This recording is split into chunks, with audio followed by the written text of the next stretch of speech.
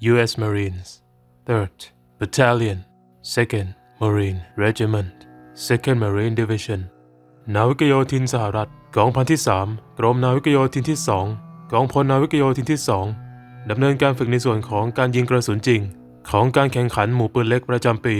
Live Fire Portion of the Annual Rifle Squad Competition ณ ฐานทัพนาวิกโยธิน Marine Corps Base Quantico รัฐเวอร์จิเนีย14 พฤษภาคม 2025 นาวิกโยธินสหรัฐสังกัดชุดรบชายฝั่งที่3กรมชายฝั่งนาวิกโยธินที่3กองพลนาวิกโยธินที่3และกองพันที่3กรมนาวิกโยธินที่1กองพลนาวิกโยธินที่1ทำการซักซ้อมการลาดตระเวนซุ่มโจมตีหรือทำการซักซ้อมแผนการซุ่มโจมตีและเผชิญหน้ากับการซุ่มโจมตีจำลองการแข่งขัน Marine Corps Rifle Squad Competition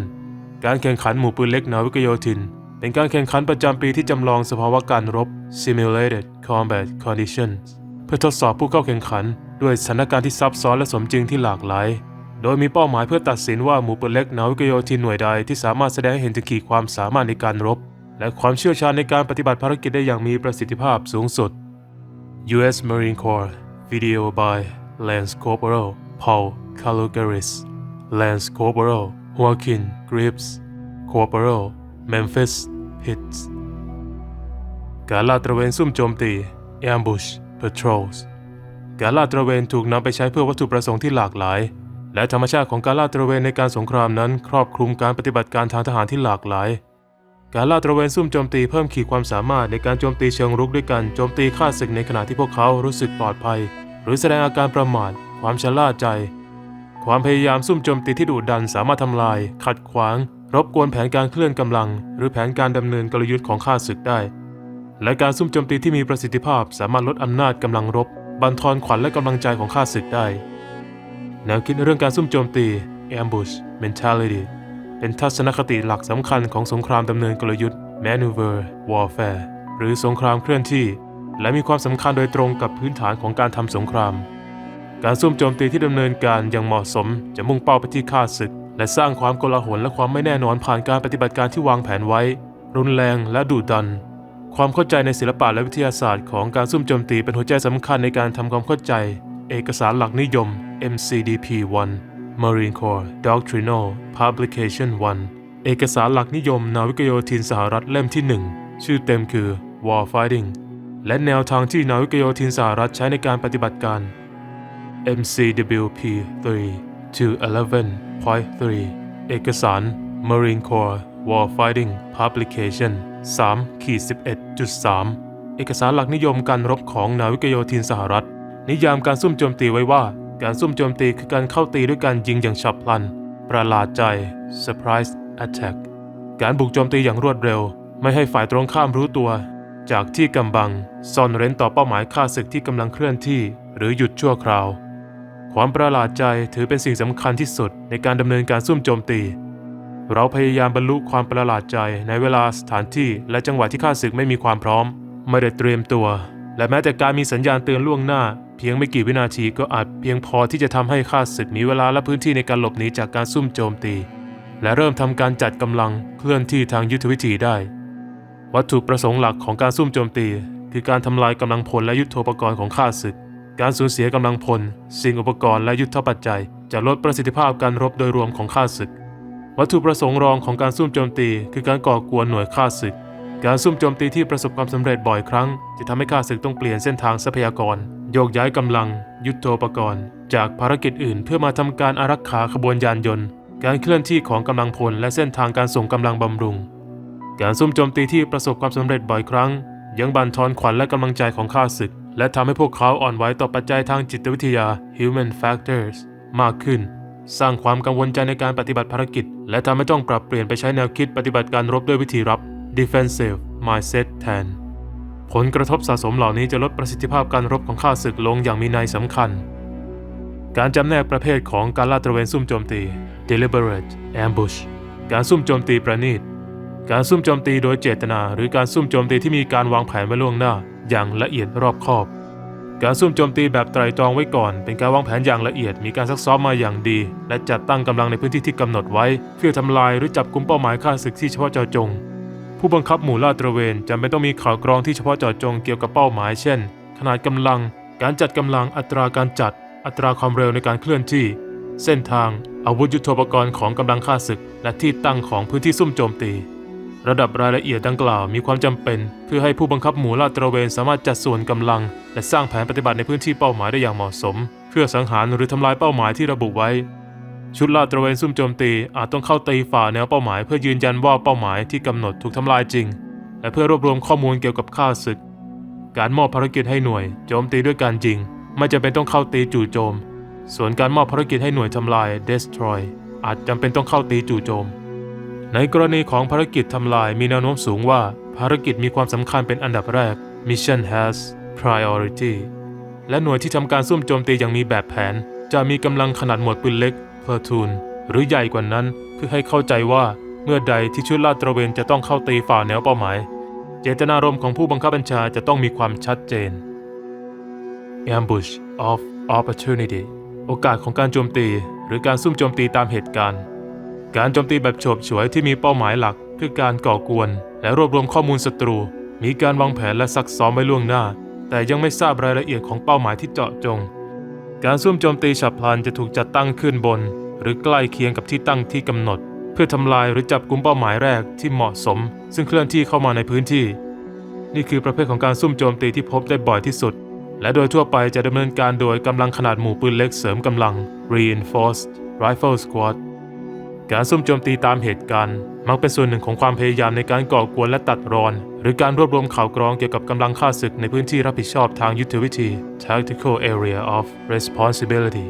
เมื่อจัดตั้งการซุ่มโจมตีตามเหตุการณ์ผู้บังคับบัญชามีแนวโน้มที่จะกำหนดให้เวลาเป็นสิ่งสำคัญที่สุด Time has priority และสั่งการให้หัวหน้าชุดลาดตระเวนจัดตั้งการซุ่มโจมตีในที่ตั้งที่กำหนดแล้วเดินทางกลับแม้ว่าจะไม่มีเป้าหมายเคลื่อนที่เข้ามาในพื้นที่สังหารก็ตามด้วยเหตุนี้จึงไม่จำเป็นต้องเข้าตีจู่โจมในพื้นที่สังหาร Kill Zone แต่อย่างใดชุดลาดตระเวนยังคงพยายามสังหารฆ่าศึกและทำลายยุทโธปกรณ์ของพวกเขาแต่ผลโดยรวมจะเป็นการก่อกวนฆ่าศึกและการรวบรวมข้อมูลเป็นหลัก Hasty Ambush การซุ่มโจมตีแบบเร่งด่วนการซุ่มโจมตีฉับพลันทันทีคือการปฏิบัติการอย่างเร่งด่วนในสถานการณ์ที่ชุดลาดตระเวนสามารถมองเห็นฆ่าศึกด้วยสายตาและมีเวลาเพียงพอที่จะจัดตั้งการซุ่มโจมตีโดยไม่ถูกตรวจพบการซุ่มโจมตีฉับพลันทันทีนี้จะไม่มีการวางแผนล่วงหน้าแต่จะอาศัยการฝึกซ้อมมาอย่างดีและดำเนินการโดยใช้สัญญาณมือที่หัวหน้าชุดลาดตระเวนเป็นผู้ให้สัญญาณประเภทของการซุ่มโจมตีการซุ่มโจมตีเป็นจุด Point Ambush การซุ่มโจมตีแบบจำกัดพื้นที่อย่างมีเป้าหมายคือการซุ่มโจมตีที่มีการจัดกำลังส่วนลาดตระเวนเข้าประจำที่เพื่อเข้าตีพื้นที่สังหาร Kill Zone เพียงอย่างเดียวการซุ่มโจมตีเป็นพื้นที่ Area Ambush การซุ่มโจมตีแบบครอบคลุมพื้นที่เป็นจุดเขตสังหารหรือพื้นที่ซุ่มโจมตีคือการวางแผนดักซุ่มโจมตีที่มีการจัดกำลังเข้าประจำที่เพื่อเข้าตีพื้นที่สังหารหลายจุดซึ่งสามารถสนับสนุนการยิงซึ่งกันและกันได้ Ambush Tactical Control Measures กลยุทธ์การควบคุมเชิงยุทธวิธีที่ใช้ในการซุ่มโจมตีเพื่อทำให้การซุ่มโจมตีนั้นสำเร็จตามเป้าหมาย Ambush Site ที่ตั้งซุ่มโจมตีภูมิประเทศที่เป็นพื้นที่สำหรับการจัดตั้งการซุ่มโจมตีซึ่งประกอบไปด้วยพื้นที่ที่กำลังพลของชุดลาดตระเวนซุ่มโจมตีเข้ายึดครองทางกายภาพและพื้นที่สังหารพื้นที่สังหาร Kill Zone ส่วนของที่ตั้งซุ่มโจมตีที่ทำการรวมอำนาจการยิงเข้าใส่เพื่อทำการตัดขาดดักฆ่าศึกให้อยู่ในวงล้อมและทำลายฆ่าศึกจุดนัดพบณที่หมาย Objective Rally Point ORP จุดรวมพลที่กำหนดไว้ใกล้กับเป้าหมายสำหรับหน่วยทหารเพื่อใช้ในการเตรียมการขั้นสุดท้ายประสานงานและตรวจอุปกรณ์ก่อนปฏิบัติภารกิจที่กำบังและปกปิดทางสายตาซึ่งอยู่ด้านหลังที่หมายที่ตั้งซุ่มโจมตีเป็นจุดที่ชุดลาดตระเวนเตรียมการขั้นสุดท้ายก่อนเข้าประจำที่ตั้งซุ่มโจมตีและเป็นจุดที่ชุดลาดตระเวนทำการจัดระเบียบกำลังใหม่หลังจากปฏิบัติภารกิจสำเร็จจุดแยกจุดปล่อย Release Point ตำแหน่งที่อยู่ถัดจากจุดนัดพบณที่หมายและอยู่ก่อนถึงที่ตั้งซุ่มโจมตีโดยตรงเป็นจุดที่หัวหน้าชุดลาดตระเวนจะมอบการควบคุมให้กับหัวหน้าชุดปฏิบัติการและหัวหน้าชุดย่อยนาวิกโยธิน2 นายจากชุดรักษาความปลอดภัยจะยังคงอยู่ที่จุดปล่อยกำลังนี้เพื่อทำหน้าที่รักษาความปลอดภัยส่วนหลังและทำหน้าที่เป็นประตูชุดลาดตระเวนจะเคลื่อนที่ผ่านประตูนี้ก่อนที่จะเข้าประจำที่ซุ่มโจมตีและเมื่อเดินทางกลับออกมาหลังจากการปฏิบัติภารกิจเสร็จสิ้น planning and preparation of an ambush การวางแผนและการเตรียมการซุ่มโจมตีการวางแผนล่วงหน้าที่ละเอียดรอบคอบคือกุญแจสำคัญสำหรับความสำเร็จของชุดลาดตระเวนซุ่มโจมตีการให้ความสำคัญอย่างยิ่งต่อข้อพิจารณาในการวางแผนดังต่อไปนี้ช่วยให้หัวหน้าชุดลาดตระเวนมีความเข้าใจที่ชัดเจนต่อภารกิจของชุดลาดตระเวนและสามารถพัฒนาการประเมินสถานการณ์ที่ถูกต้องแม่นยำ Mission Enemy Terrain Troops Time Civilians ภารกิจฆ่าศึกภูมิประเทศกำลังพลที่มีอยู่เวลาที่มีอยู่และพลเรือนภารกิจ Mission ตามหลัก MET-TC วิเคราะห์ปัจจัยมูลฐานเมื่อได้รับคำสั่งจากหน่วยเหนือหัวหน้าชุดลาดตระเวนจะต้องเริ่มกระบวนการวางแผนโดยการวิเคราะห์ภารกิจที่ได้รับมอบหมายและเจตนารมณ์ของผู้บังคับบัญชาหลังจากนั้นหัวหน้าชุดลาดตระเวนจึงจะสามารถกำหนดประเภทและรูปแบบของการซุ่มโจมตีที่หน่วยของตนจะดำเนินได้ในระหว่างการวิเคราะห์นี้หัวหน้าชุดลาดตระเวนจะต้องระบุกิจเฉพาะสิ่งที่ระบุไว้ชัดเจนในคำสั่งและกิจแฝงสิ่งที่ไม่ระบุไว้แต่จำเป็นต้องทำเพื่อให้ภารกิจสำเร็จทั้งหมดของชุดลาดตระเวนด้วยฆ่าศึก Enemy ตามหลัก MET-TC การซุ่มโจมตีอย่างมีแบบแผนหรือการซุ่มโจมตีประณีต Deliberate Ambush จะต้องอาศัยความรู้ที่กว้างขวางเกี่ยวกับฆ่าศึกภูมิประเทศและการใช้ภูมิประเทศของฆ่าศึกในการซุ่มโจมตีอย่างมีแบบแผนนั้นที่ตั้งซุ่มโจมตี Ambush Site และเป้าหมายเฉพาะที่จะถูกทำลายเป็นสิ่งที่ทราบล่วงหน้าซึ่งช่วยให้หัวหน้าชุดลาดตระเวนสามารถใช้ประโยชน์จากการปฏิบัติภารกิจได้อย่างเต็มที่ที่สุดในระหว่างการดำเนินการซุ่มโจมตีตามเหตุการณ์อาศัยข้อมูลที่จำกัดเกี่ยวกับฆ่าศึกภูมิประเทศและการใช้ภูมิประเทศของฆ่าศึกในการซุ่มโจมตีตามเหตุการณ์นั้นที่ตั้งซุ่มโจมตีและเป้าหมายที่จะถูกทำลายเป็นสิ่งที่คาดการณ์ไว้ล่วงหน้าและจะมีการปรับปรุงรายละเอียดให้ชัดเจนขึ้นในระหว่างที่อยู่ในจุดรวมพลณที่หมายหัวหน้าชุดลาดตระเวนจะกำหนดแนวทางการปฏิบัติที่น่าจะเป็นไปได้มากที่สุดของฆ่าศึก Enemies Most Likely Course of Action จะระบุจุดศูนย์ดุลจุดกลางความสำคัญของฆ่าศึก COG Center of Gravity แหล่งพลังงานที่เป็นต้นกำเนิดของความแข็งแกร่งหรือพลังงานของฝ่ายฆ่าศึกและจะระบุจุดอ่อนที่สำคัญหรือทัศนคติเชิงลบของฆ่าศึก CV Critical Vulnerability หัวหน้าชุดลาดตระเวนจะใช้เครื่องมือเหล่านี้เพื่อพัฒนาแผนเผชิญเหตุ Contingencies และซักซ้อมการใช้ประโยชน์จากที่ตั้งซุ่มโจมตีของชุดลาดตระเวนและการทำลายฆ่าศึกกับยุทโธปกรณ์ของพวกเขา Task Organization การจัดเฉพาะกิจตามหลัก MET-TC Personal Considerations การพิจารณากำลังพลชุดลาดตระเวนซุ่มโจมตียังคงเป็นส่วนหนึ่งของการลาดตระเวนและควรรักษารูปแบบการจัดกำลังแบบทั่วไป Traditional Organization ซึ่งประกอบด้วยส่วนสนับสนุน Support Unit ส่วนเข้าตี Assault Unit และส่วนระวังป้องกัน Security Unit หน้าที่เพิ่มเติมทั้งหมดที่มีลักษณะเฉพาะสำหรับภารกิจซุ่มโจมตีจะถูกกระจายไปใน3ส่วนกำลังหลักนี้ตัวอย่างบางส่วนของการแบ่งหน้าที่ดังต่อไปนี้เป็นเพียงแนวทางเบื้องต้นและไม่ควรถือว่าเป็นทั้งหมดเนื่องจากชุดลาดตระเวนซุ่มโจมตีแต่ละครั้งจะมีข้อพิจารณาพิเศษเฉพาะของตนที่แตกต่างกันไปส่วนระวังป้องกัน Security Unit มีแนวโน้มสูงที่จะถูกกำหนดให้เป็นส่วนสนับสนุนการปฏิบัติ Supporting Effort รับผิดชอบในการรักษาความปลอดภัยด้านหน้าและด้านปีกในระหว่างการเคลื่อนที่เข้าสู่และออกจากที่หมายรับผิดชอบในการตัดขาดพื้นที่ซุ่มโจมตีการทำให้พื้นที่ซุ่มโจมตีถูกแยกออกจากพื้นที่โดยรอบเพื่อป้องกันการแทรกแซงอำนาจหน้าที่เป็นชุดจัดการเฉลยศึก Enemy Prisoner of War ทำหน้าที่เป็นชุดพยาบาลและเปลสนาม Aid and Leader Team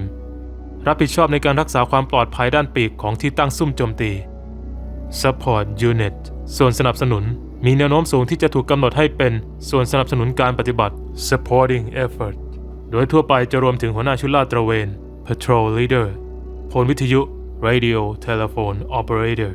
และรองหัวหน้าชุดลาดตระเวน Assistant Patrol Leader รับผิดชอบในการนำทางเข้าสู่และออกจากที่ตั้งซุ่มโจมตีมีแนวโน้มสูงที่จะเป็นผู้ริเริ่มเปิดฉากการซุ่มโจมตี Assault Unit ส่วนเข้าตีมีแนวโน้มสูงที่จะถูกกำหนดให้เป็นส่วนปฏิบัติหลัก Main Effort รับผิดชอบพื้นที่ครึ่งหนึ่งของพื้นที่สังหาร Kill Zone รับผิดชอบต่อการปฏิบัติการหน้าที่หมาย Action on the Objective รับผิดชอบในการกวาดล้างพื้นที่สังหาร Sweeping the Kill Zone รับผิดชอบในการค้นหาพื้นที่สังหารอาจทำหน้าที่เป็นชุดจัดการเฉลยศึกและอาจทำหน้าที่เป็นชุดพยาบาลและเปลสนาม หัวหน้าชุดลาดตระเวนจะต้องพิจารณาว่าผู้นำชุดปฏิบัติการหน่วยองค์ประกอบเหล่านี้เป็นผู้ดำรงตำแหน่งสำคัญในขณะที่ทำการจัดเฉพาะกิจ Task Organization นอกจากนี้หัวหน้าชุดลาดตระเวนยังต้องกำหนดภารกิจ Task สำหรับผู้นำชุดปฏิบัติการเหล่านี้รวมถึงรองหัวหน้าชุดลาดตระเวนกำลังพลที่ทำการระวังป้องกันด้านปีก Flank และส่วนสนับสนุนนอกการจัดหรือกำลังสนับสนุนนอกอัตราที่มาช่วยในภารกิจนี้ด้วย Attachment ขึ้นอยู่กับประเภทของข้าศึกที่ชุดลาดตระเวนซุ่มโจมตีได้รับภารกิจให้ทำลายหน่วยเหนืออาจจัดหาส่วนสนับสนุน Supported Unit เพิ่มเติมให้กับระดับหมู่ปืนเล็กเนื่องจากหมู่ปืนเล็กอาจไม่สามารถบรรลุภารกิจได้ด้วยทรัพยากรที่มีอยู่ภายในอัตราของตนเอง Organic Assets เป็นความรับผิดชอบของหัวหน้าชุดลาดตระเวนที่จะต้องใช้หน่วยสมทบ Attachments เหล่านั้นยังเหมาะสมในที่ตั้งซุ่มโจมตีเพื่อให้สามารถดำเนินภารกิจให้สำเร็จลุล่วงได้ดีที่สุดการเลือกสถานที่ตั้งซุ่มโจมตี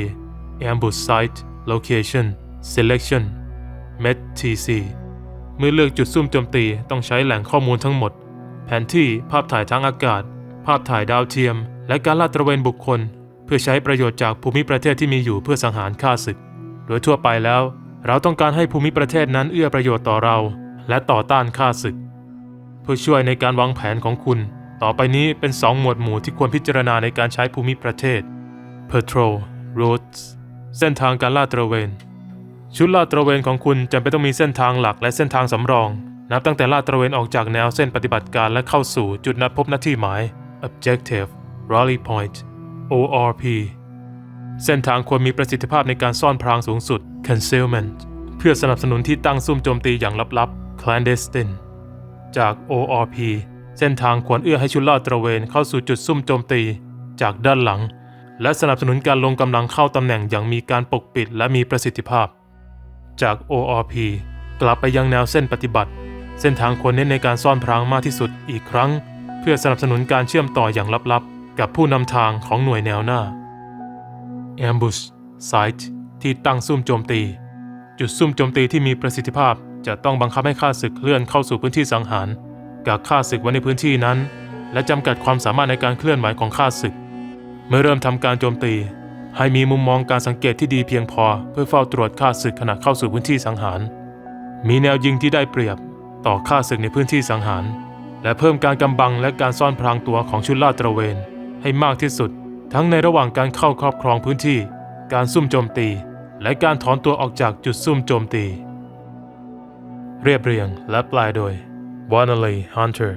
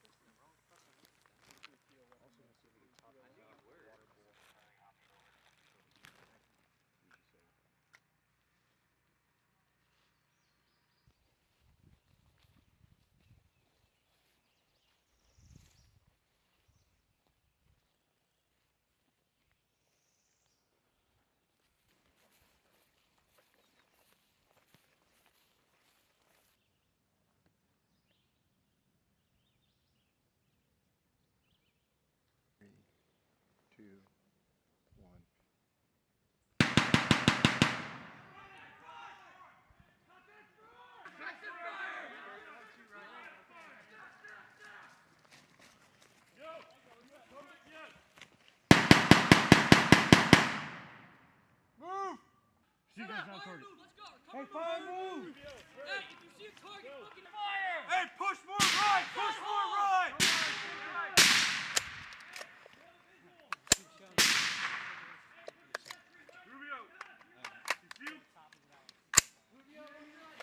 Come on, back up. Hey! Right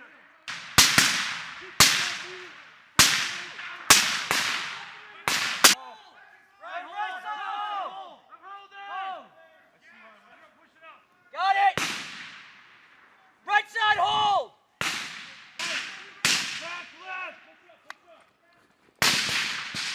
Hey! Right side, push! Get up here!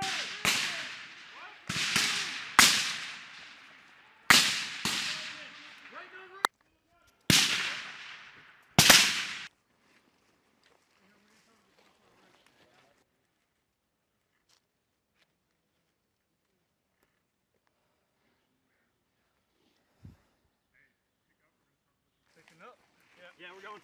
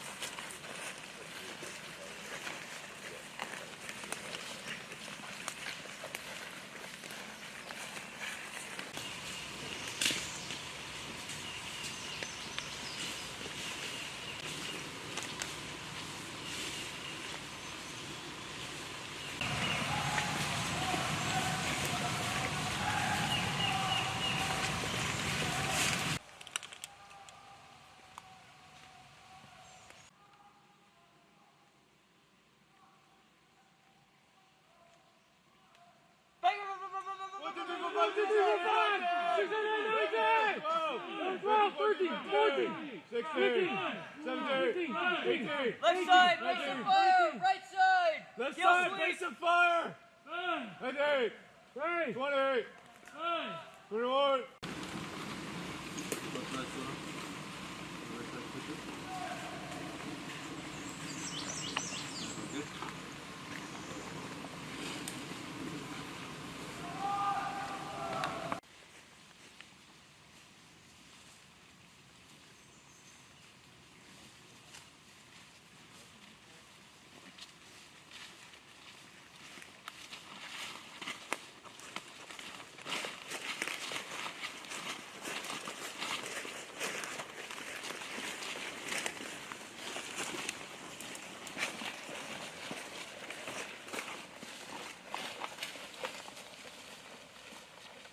Walk that all the way until we get past the other way.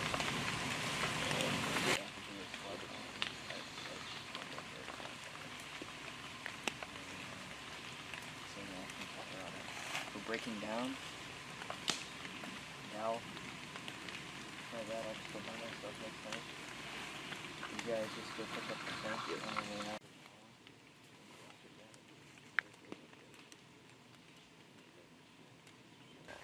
Ditch that stuff. Go chemi clean up. Go fill up with water. Go grab some pocket chow, and we'll get the fuck out of here.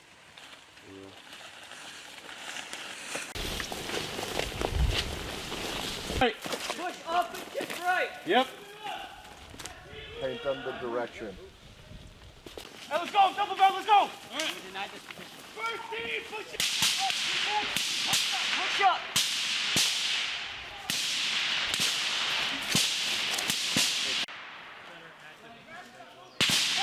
Lights up! Keep the lights up!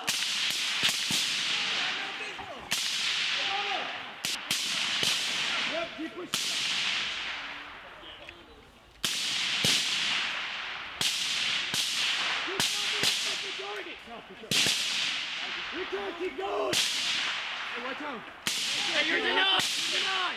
Fire, move! Okay. Fire and move. Let's go. Then move. Then move. Go. Go. Double grounded.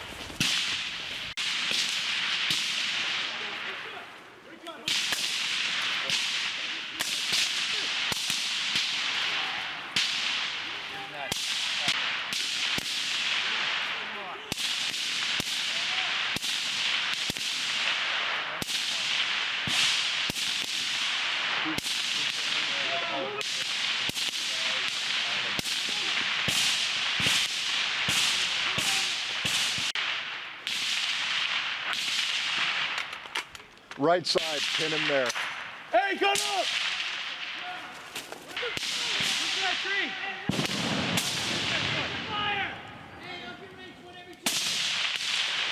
No fire, no target.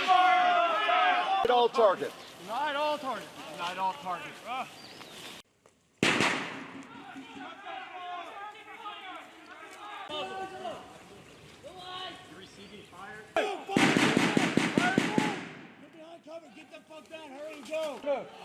Small bound, small bound! Fire and move! Fire and move! Fire and move! Move it! Lopez, move! Keep moving!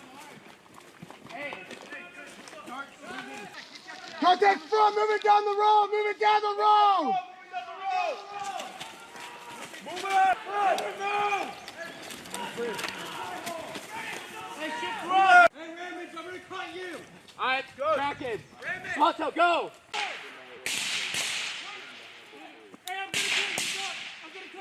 You're gonna go! Crowd, push it up! Hey, right side, go!